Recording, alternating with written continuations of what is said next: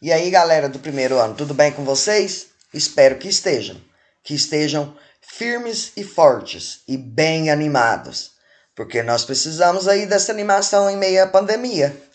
Então, eu tô achando aí os primeiros anos, primeiro E e F, tá muito devagar. Vambora animar isso aí, galera. Vamos dar uma reviravolta aí. Vamos deixar cair, não. O direito.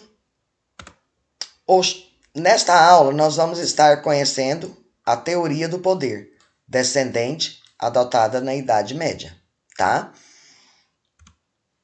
O direito divino dos reis foi uma doutrina política comum durante a Idade Moderna. A ligação entre religião e política tem origem juntamente com as primeiras organizações sociais conhecidas. Desde quando os indivíduos passaram a se organizar, o argumento religioso esteve presente para validar determinados aspectos de suas respectivas culturas. Então, dentre os primeiros direitos lá, nós vamos estar vendo o direito divino dos reis. Por quê? Porque nessa época, os reis mandavam, né? Que é o direito divino. E foi uma doutrina da política durante a Idade Moderna.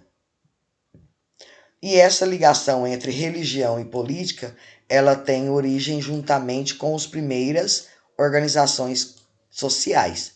Desde quando os indivíduos passam a se organizar, o argumento religioso, ele sempre esteve presente para validar determinados aspectos na respectiva cultura. Então, em cada cultura, né, os reis mandavam, mas de acordo com ia passando e eles iam se juntando, iam conversando para validar, né, determinados as atividades e suas culturas. O período histórico, que comumente denominamos de história antiga, viu nascer o cristianismo. Naquela época, o Império Romano professava o paganismo, o culto a vários deuses, perdeu lugar para o culto a um único Deus, com característica do cristianismo. Então, nesse período histórico, ele foi denominado da história antiga e viu nascer o quê? O cristianismo, que naquela época o Império Romano, ele professava o paganismo. E os cultos era a vários deuses que perdeu lugar para o culto a um único Deus, como a característica, né, do cristianismo. Então ele foi perdendo, né, do lugar para vários deuses e passou a um Deus só, que é uma das características do cristianismo. Todavia, o poderio da religião cristã se ampliou consideravelmente durante a Idade Média. Nesse período, a sociedade passava a ser guiada pelos preceitos determinados pela Igreja Católica, até então, única forma de expressão do cristianismo. Então, esse poderio todo, esse poder todo que a religião cristã, ela ampliou. E ela ampliou, né, muito, ampliou bastante durante a Idade Média. E nesse período a sociedade passou a ser guiada pelos preceitos, né, da Igreja Católica. Então, nessa época, a Igreja Católica ganhou muita força e ela passou a dominar, até então, a única forma de expressão do cristianismo. Então, a Igreja Católica, ela passou a ter força e ela foi ganhando e ganhando cada vez mais força e ela determinava, né, o que ia ser seguido naquela época. E também na Idade Média, na fase de transição para a Idade Moderna, que começou a estruturar uma nova forma de organização política. Então, com essa Idade Média, nessa fase de transição, que foi da Idade Média para a Idade Moderna, começou o quê? A uma nova estruturação, a uma nova organização na política. Começam a surgir os estados nacionais representando a união dos reinos de uma mesma cultura. Esse estado nacional centralizava o seu comando na figura de um único indivíduo, o rei. Aí a Igreja Católica fez o quê? Perdeu força. Nessa transição ela perdeu muita força. E quem ganhou muita força foi o rei. Então o rei passou a ter muita força aqui, que foram surgindo os estados nacionais. A figura do rei já era presente na Idade Média. Entretanto, nesse momento da história havia uma fragmentação do poder dos reis, pois eram vários os reinos. A Idade Moderna viu a consolidação de vários reinos sobre um único Estado nacional e a consequente fortificação da imagem do rei, o soberano.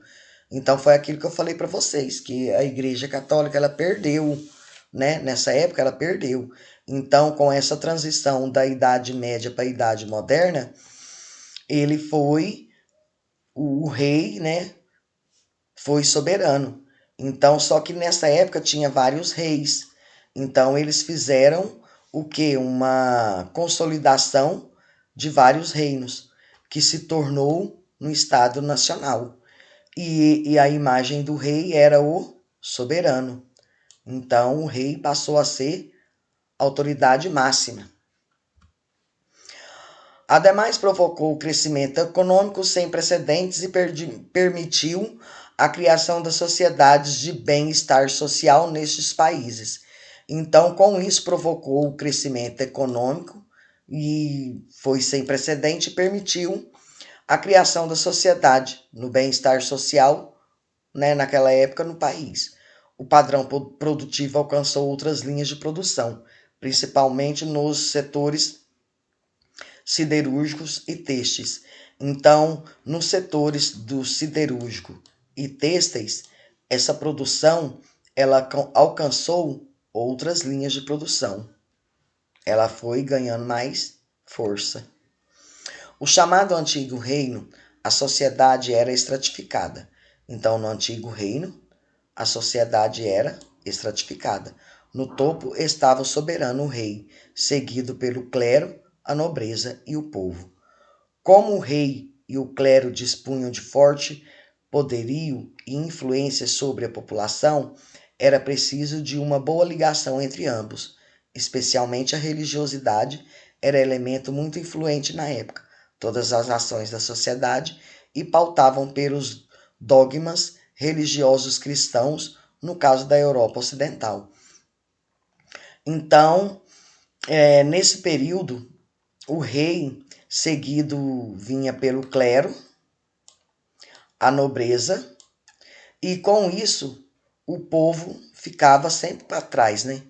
O povo é sempre submisso ao clero e à nobreza.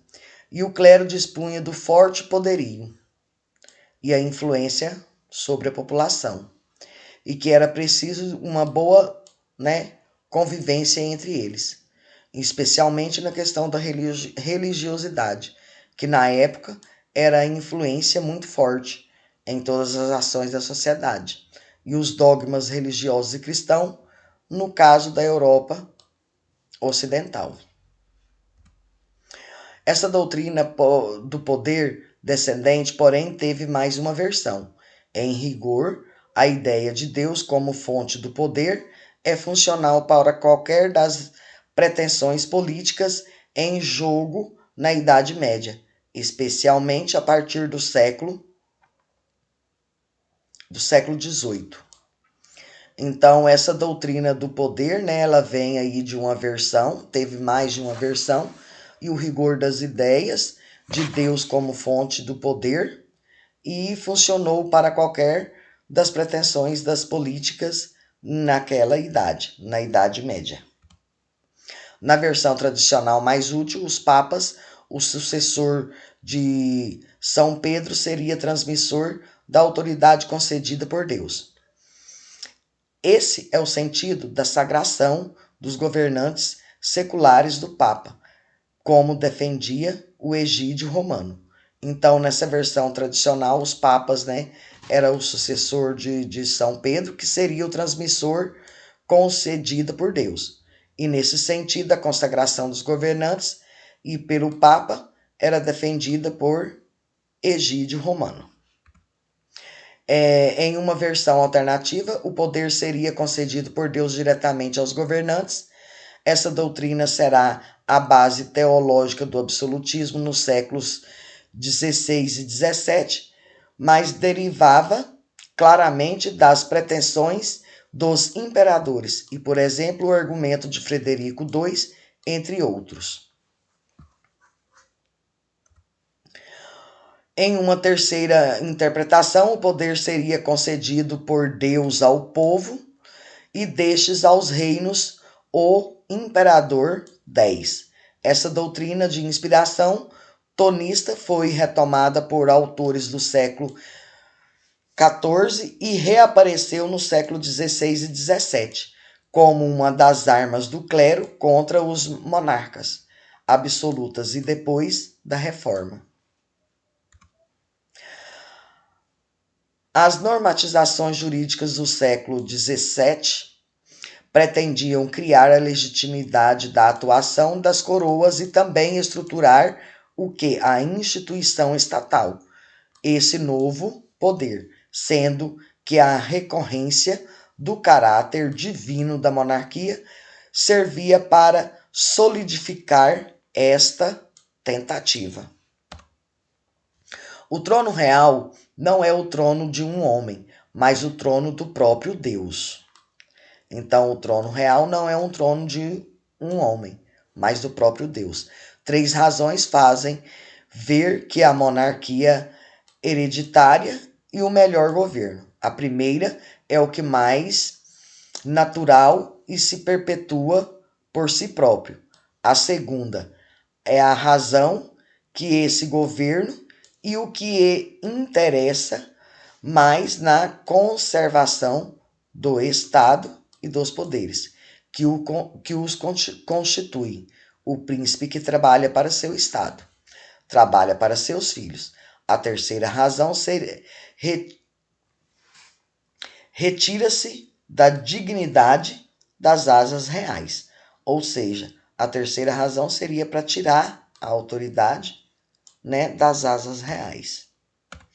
Então, com isso, foi perdendo força e foi ganhando isso aí. Galera, eu volto a repetir para vocês. Responda às atividades. Vocês estão deixando a desejar. Não deixe que isso aconteça, tá? Então, vamos reanimar essa turma aí. Primeiro E e F.